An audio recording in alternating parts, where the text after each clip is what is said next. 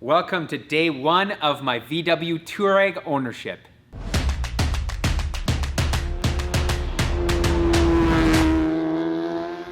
First of all, how do you pronounce Touareg? Is it Touraeg, Touraeg, Touraeg, Teabag? I don't know. I'm gonna leave it at Touareg, which is the way I call it, but I'm sure many of you will correct me on that in the comments. Anyways, this is day one. Literally, I just picked this thing up. Had to do a couple minor things, which I'll talk to you in a second, but why did I buy a Touareg? And there are many reasons, but mainly Dave and I do a decent amount of towing. There's been a couple times this year that we've had to tow 2 cars to the racetrack, and we've always had to borrow a truck. So I thought to myself, well, it is time for me to get a truck. And then I thought, well, no, we don't need another truck. So what is a good comparable tow capacity that can still manage that and be an SUV? Because guess what? This is gonna be my daily and half my wife's, because I'm getting rid of her Ford Escape. And the tow capacity on this thing is 7,700 pounds, which is very high for a vehicle of this size, which is mainly why I chose it. And secondly, it's a diesel, a TDI, and it makes 225 horsepower and 406 foot-pounds of torque, which is another reason why I bought it, because I have about a 100-kilometer commute, so about 60 miles, and I wanted something that's gonna get decent gas mileage. So that kind of checked the boxes. We haven't actually towed with this yet, so we don't know how effective or how good it is. That's why we're gonna shoot this whole video series on this car for you. But one of our buddies has one, and he absolutely loves it. He says it's fantastic. He tows an enclosed trailer with it and says no problem. So we're going to definitely test that out. But before I get into any of more stuff, I should say I bought this thing for 14,000 Canadian dollars, which is about 11,000 US, which is, I think, a little bit under market value. It has high kilometers, so it's got 240,000 kilometers, so about 150,000 miles. And but when you start looking at it, it's in decent shape. Like, there's really, I was surprised, there's not a lot of stone chips up front, which I hope goes to a testament to VW's metal they use. The tires were exceptionally worn, so let's look at what I have for a replacement. As you may have noticed, we did wash the Touareg here right before we started this video because it was dirty. And speaking of dirty, look how dirty and old these tires are. These are the tires that came equipped on these. These are Extreme Contact DWSs, and they are down to the wear bars, so much so that the rubber is literally peeling off. When I picked this up when I bought the truck, the shimmy in the steering wheel was so bad, I thought to myself, you know what, the first thing that I gotta get is a set of tires. And of course, it being winter here, I picked up a set of Continental Winter Contact TS 830Ps. These are a high performance winter tire. They've got good tread block stiffness, so you don't get a lot of squirm on the highway, but of course they come with all of the great features that you would have in Continental's winter tires, which are sipes, good tread blocks to remove a lot of the water, so they're fantastic in the snow, and we're gonna find that out actually. So the other thing I should mention is these are big steamroller wheels and tires. So these are 20-inch wheels, and they are 275, 45, 20. So they're a big wheel and tire package. Well, let's fire this thing up. Look at this, I've got push start, which is kind of new to me, DP. So fancy. We're used to driving cars that don't do that. You actually have to use an ignition key, which this does have. You can put the key fob in here and turn it. But it's quiet for a diesel too. It's not clacking away like an old tractor. Yeah, it's really impressive in that sense. By the way, what year is this thing? Right, I didn't mention that. So this is a 2011 Highline, I think they call it. So it's the optioned out one. Here's another reason why I bought this thing. And that is because this is just one generation before the newest one. So I think they produced these from 2011 to 2016 or 2017, if I'm not mistaken. And this was the first year of the redesign. So it's got the large screen. It's got all the, like I said, the nice sensors and whatnot. Got the nice display in the cluster. So the faux wood. Oh, the faux wood. Pop-up cubby in here for your sunglasses. I do not love the faux wood. There was an R-line. The Germans love their faux wood. Yeah, but there was an R-line that had like nice fake metal. Okay, yeah, that would be nice. So it looked really, really good. Still, the interior is nice. The leather's in good shape. Yeah. No, and you know what? Doesn't look like it's been abused. You can see it's pretty quiet. Yeah. Like we're just cruising along here. Rides firmly though, doesn't it? It does ride firm. I do like that. Mm-hmm. However, over some bumps, you can kind of notice like we're going through here, and you can feel it crashing a little. Yeah, it crashes a little too much. Reminds me a bit of the MDX. It was like that too. Yep. Rode very firm. And I think I'm gonna change the wheels out here in the future to some 19s, which More is sidewall swish. Yeah, which is kind of crazy. A lot of people will shake their head and scratch go dubs. Their noggin, but I like the idea of going down to a smaller tire. You're gonna get rid of that, and I plan to lower it. Okay. So you're gonna lower this thing. I am gonna lower this thing. And, how much are you gonna lower it? Also, I don't know. I think H&R makes some springs. It's only about an inch or so. Okay. So not crazy. Nothing reasonable. too big. The other thing that you can do with these is, guess what? Because chip them, right? Of course, because it's a turbo diesel. Yes. You can get tunes for them. All the torque in the world? Yes. So it's already got like 400 and something foot-pounds? Yeah, it's got 400 foot-pounds, but you can never have enough. I mean, especially if we're going to be towing. I think you can almost get that up to 500. There's a whole cat delete that is out there. I'm not going to go there because my wife needs to drive this thing and I don't want it stinking it up. Yeah. But if you delete that stuff too, it apparently makes a bunch of power as well. So there are a lot of options. Does the tune change fuel economy any? Actually, it improves fuel economy. Really? Yes. Wow, and, that's shocking. So you get more power and more mileage. That's right. And I think magic is this. I know, kind of crazy. I think it has something to do with this is a post Dieselgate scandal. Okay. ECU update. So they've really dumbed down the tune? Exactly. So they've dumbed everything down. I do find in the morning when it's cold and you're driving this thing, it when it starts up, it hangs the revs, trying to warm up as quickly as possible. So it's kind of a nuisance like that. I think the tune and a transmission tune. Oh, okay. So you can do that too. There's a guy in, I think, Pennsylvania who does them. I'm going to get that done. Apparently it goes back to the pre Dieselgate tune. Okay. Which firms up the shifts, makes it kind of go back to the way it was supposed to be. Okay, interesting. So yeah, all those things are coming. So you're just pretending that Dieselgate never happened. That's what you're telling me, Peter. Exactly. You're going back to that's really that's what days. you want, because that was, I think, the best kind of setup for this thing and many other VWs. What you mentioned about MPGs is this thing apparently can get up to 29 miles per gallon. Our buddy Dimitri, he gets around there, like almost 30 miles per gallon, which I think is 8 liters to 100 kilometers. Yeah, that's serious. I something this big and heavy. Yeah, so we're pretty much out of gas. I was going to say, we're on empty. Your range shows 0 kilometers. My range shows 0, so we're going to have to get some gas, which we'll do up here. But this tank has 730, I guess display long-term distance. It's got 747 kilometers on this tank. Okay. So that's not bad. With an average speed of 73 kilometers. Okay. Driving time 10 hours. Wow. And average fuel economy 10 liters for 100 kilometers. Pretty darn good. So, yeah, that is pretty damn good. The Tundra gets like 16 on average. Yeah, and so this is a lot better.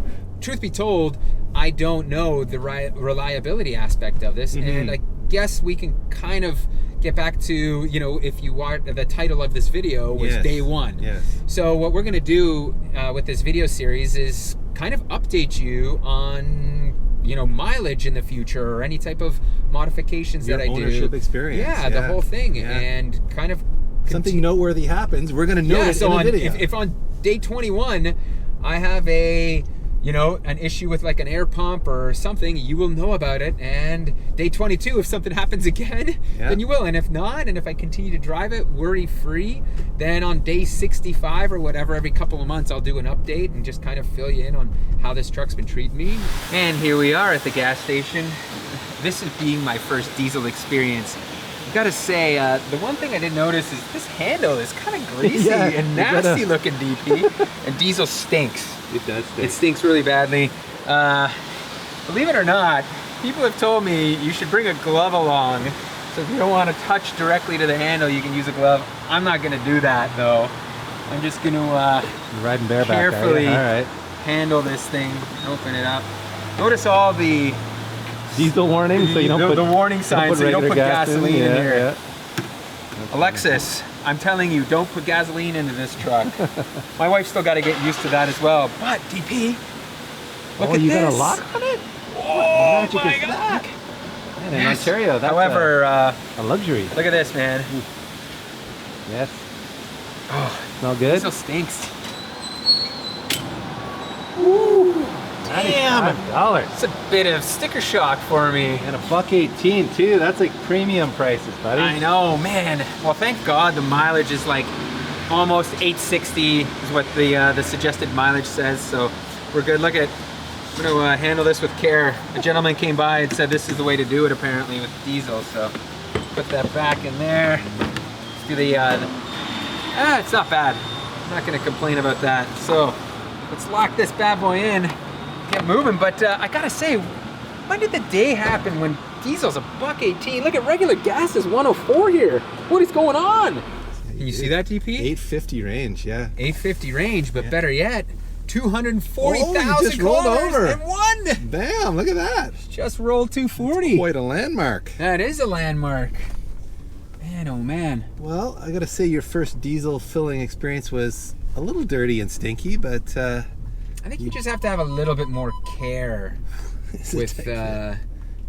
with the diesel pump than you would with the gasoline. Yeah. So I guess the handle gets dirty because there's a lot of commercial vehicles using diesel, and you know, guys jumping in and out of their work trucks, dirty hands and whatever. listen, it's the way it goes. very small sacrifice, I think, Sure. for what is great gas mileage, fantastic torque, and I've got to say I did cross shop a lot of cars. I looked at an X5. Okay. I looked at a Cayenne. Originally, I was actually thinking about buying a Cayenne. They're gasoline. Yeah. So that was a drawback there. But for the money, this thing is hard to beat, I found, in terms of performance, reliability, and all that jazz. And right? something that can tow, yeah. Yeah, it's kind of remarkable. For SUVs that can tow, you're kind of limited. Yeah, you would know better than me, so. Well, I mean, there's all the gasoline ones can tow, but they're all rated to like 3,500 to 5,000 pounds, Yes. which is really borderline. Like, you remember we towed with the MDX once, Yep. and it was pretty borderline. And that was just like towing the Celica with an open trailer, which is not a heavy load. And even then, it was dragging ass down the road. So I'm excited to see how this tows by comparison, because everyone says they tow really, really well. Dove towed his Cayenne down to Florida and back, and he said it was fantastic. Yeah, and it's essentially the same chassis. It doesn't have air suspension in the back, so Right. I mean, lowering this thing, I don't know how that's going to affect torque performance. So will be one of the things we'll report back on. Sure, right? yeah, absolutely. I'm excited just to see it get put in the rotation and see how you like it, see how your wife likes for it. sure. And if it's actually a good daily driver or not, because it rides pretty firm, dude. It does. I mean, that's Pretty kind of firm. nice, though. I don't mind that. Gives it a thing. sporty I'm setting feel. it here right now. The torque. The torque Feel is that. good. The torque is real good. The torque is good. Look at that. Yeah, 80 wow. and 100 there. We'll lay off, but That hustle's pretty good. that did also pretty good, right? Wow, I gotta say I am very impressed by the torque that this diesel motor makes. It really gets off the line fast, and as a congratulations to you, Pete, on your new family hauler and occasional race car hauler, I got you these brand new WeatherTech digital floor liners. Wow. I have a set of these in my Tundra, as you know, and they have been indestructible. They've kept the carpets in there clean and just let you use the car without worrying about dragging mud and dirt. And like, we work in a fairly clean but occasionally dirty environment, so, and with kids and, you know, putting car parts in the trunk and all that, these I think will be, Yeah, they're very form molded. Wow, look they at are that. pretty amazing. They digitally scan the floor pan, and they have these, you know, factory style attachment points so they can't slide around. This is the driver's side one, obviously, which you don't want sliding under the pedals in a bad way. So yeah, I got you the full set, the fronts, the rears, and even the cargo liner right, in the well, back. So let's I'm gonna pop have these you puppies in install there. them, DP. Yeah, by the way, I should mention I got these from WeatherTech Canada. We've been WeatherTech Canada customers for years. They have a really good website. And if you live in Canada like we do, they can drop ship these to you. They often ship the same day you place your order on their website. And when you order from them, they will ask you how you heard about them, and if there's actually a menu item there for Speed Academy. So we would say, Sweet. please Look go at ahead you, and DP. select the Speed Academy option. We don't get a kickback or anything like that. It just lets them know that you heard about their website and their product from us, and that makes them happy with us. One last thing to say before I make this highly technical installation look easy, and that is, these are made in the USA. It's nice to see a product that's actually made on this continent. You see something like this, you just assume it's being mass produced in China, but no, WeatherTech makes their stuff in the States. They sponsor Laguna Seca Raceway now. I think it's called WeatherTech Laguna Seca. They sponsor race teams. These are true hardcore car guys. So Our kind of people. yeah, our kind of people. And these fasteners are going to snap in there. You watch this magic, PT. You're going to be impressed. Okay, see this happen. Even I can make this installation look easy, but you've got these nice little anchors on the floor here. Now listen to this satisfying noise. Oh, Yeah. yes. They just pop in there like magic.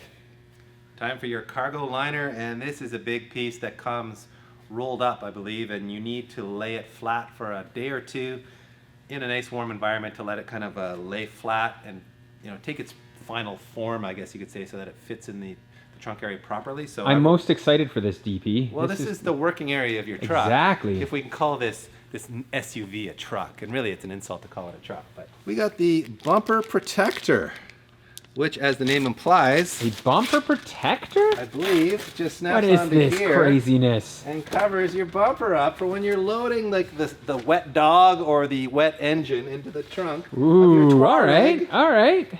or Touraeg or whatever you want to call it. I like that. Oh, wow, look at that. It's even got a little WeatherTech logo on there, so Okay, I'm sold, I DP. guess you could just like roll it up and leave it there. Oh, it's got Velcro on it, so it sticks onto there. Look at that. So it rolls up and sticks. That's actually pretty awesome. I like that a lot. By the way, I should mention it's the same with the rear floor mats. It's a one-piece unit that goes a full width of the car, so it comes in a roll, and you need to let it lay flat for a few days so that it takes its form as well. Thank you so much, DP, for the WeatherTech mats. I'm definitely going to put them to good use. Before I wrap this video, I want to show you guys something that I've been longing for in a vehicle for a very long time. The trunks very seldomly have a way to strap down anything, whether it is motor oil or you know your tennis racket. But look at this. I am finally happy. This goes in there, or you can strap it over here. One way or another. Now this is not gonna move anywhere. Clever. How cool is that? I like it. I like it. Me too, me too. So thank you so much for watching. I hope you enjoyed day one of what is going to be many more days coming in this video series, because the tow rating capacity on this is 7,700 foot-pounds. Not foot-pounds, just pounds. Oh, It's not a torque rating, PT. It's just a weight rating. shit. All right. Why the fuck did I say foot-pounds? I don't know.